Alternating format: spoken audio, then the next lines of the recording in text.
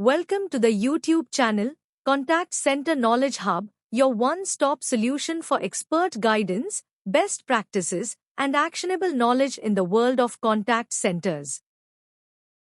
Explore, learn, and enhance contact center skills. Here's a structured breakdown of customer churn rate in the context of a contact center. Let's begin with the definition of customer churn rate in a contact center context. Customer churn rate refers to the percentage of customers who stop doing business with a company over a defined period of time. It's a clear indicator of customer attrition and a powerful measure of loyalty, retention, and the overall effectiveness of your customer experience strategy. In a contact center, churn is often driven by several key factors: poor service quality, long wait times, unresolved issues, or negative interactions with agents. Negative experiences, such as billing disputes or repeated escalations. Competitive alternatives, when customers switch to other providers who offer better service or value. Monitoring churn isn't just about tracking lost customers, it's about understanding why they leave and taking action to improve retention and loyalty. Let's now break down the formula for calculating customer churn rate in a contact center. Customer churn rate equals customers lost during the period divided by total customers at the start of the period, multiplied by 100. Customers lost during the period refers to those who cancelled, did not renew, or stopped using your service. Total customers at the start of the period represents your active customer base at the beginning of that month, quarter, or year.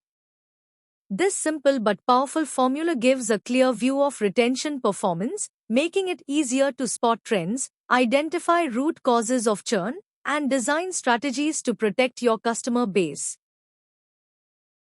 Let's walk through an example scenario to understand customer churn rate. Imagine a telecom contact center begins January with 10,000 active customers. By the end of the month, 500 customers churn due to unresolved billing issues and poor service handling. The calculation looks like this. Churn rate equals 500 divided by 10,000 multiplied by 100, which gives 5%. This means the company lost 5% of its customer base in a single month, a clear warning sign of potential systemic service or experience issues that need immediate attention. When analyzing churn rate in contact centers, one of the most critical dimensions to examine is customer segmentation. Think of it this way: not all customers are equal in terms of business impact. High-value versus low-value customers. Losing a high-value or VIP customer has a far greater financial impact than losing a low-value customer. These are your most profitable segments, often contributing disproportionately to revenue. First-time versus repeat customers. A first-time customer churning may signal onboarding or expectation gaps.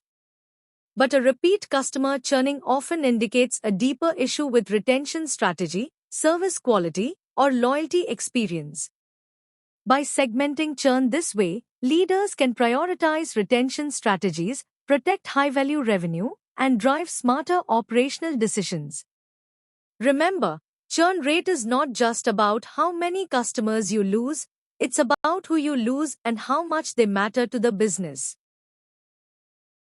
Another powerful driver of customer churn is the service experience itself.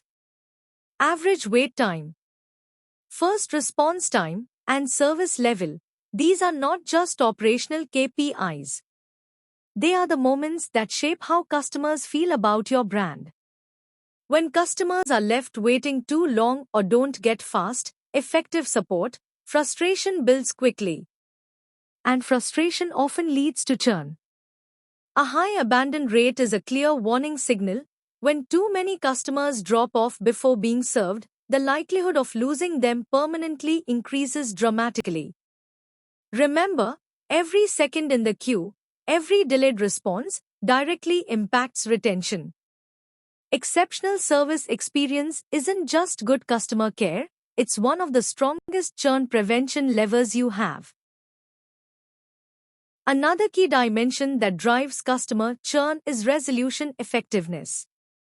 Two critical metrics come into play here: first call resolution and average handle time.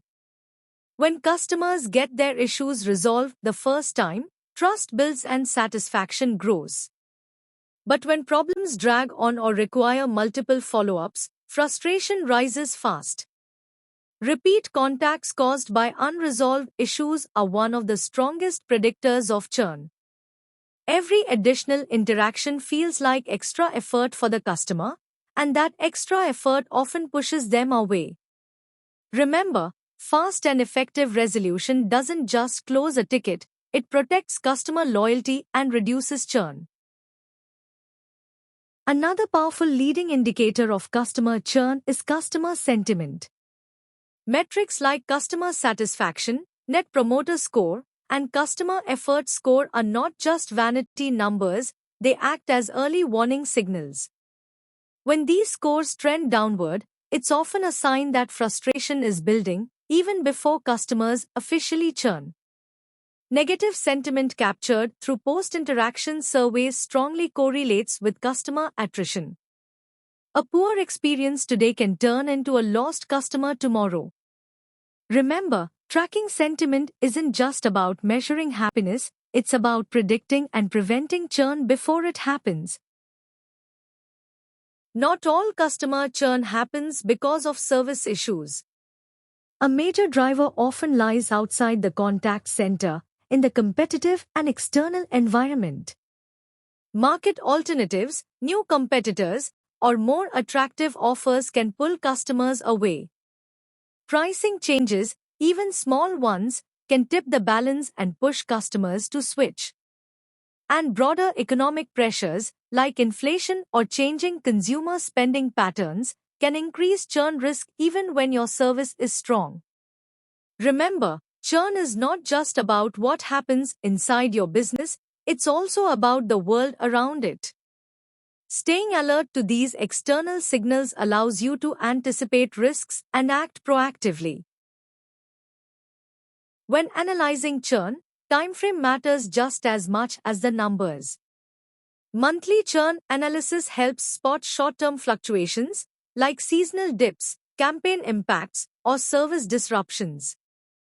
Quarterly analysis provides a broader trend view, revealing patterns that might not be visible month to month. And annual churn analysis gives a long-term perspective, helping identify structural issues or strategic opportunities. Remember, short-term churn tells you what's happening right now, long-term churn tells you why it's happening. Smart contact center leaders use both views to detect early signals and drive sustained retention strategies. Customer churn rate is one of the clearest indicators of how well your contact center is retaining customers. A high churn rate often points to deeper issues, poor service experiences, weak resolution processes, or a lack of proactive customer engagement. When you track churn alongside operational metrics like service level, first call resolution, and customer satisfaction, you don't just see the numbers, you see the story behind customer loyalty. Remember, churn isn't just a KPI, it's a reflection of your customer experience, operational strength, and long-term financial health. Thanks for watching my YouTube channel, Contact Center Knowledge Hub. If you found this helpful, don't forget to like, share, and subscribe for more insights. See you in the next video.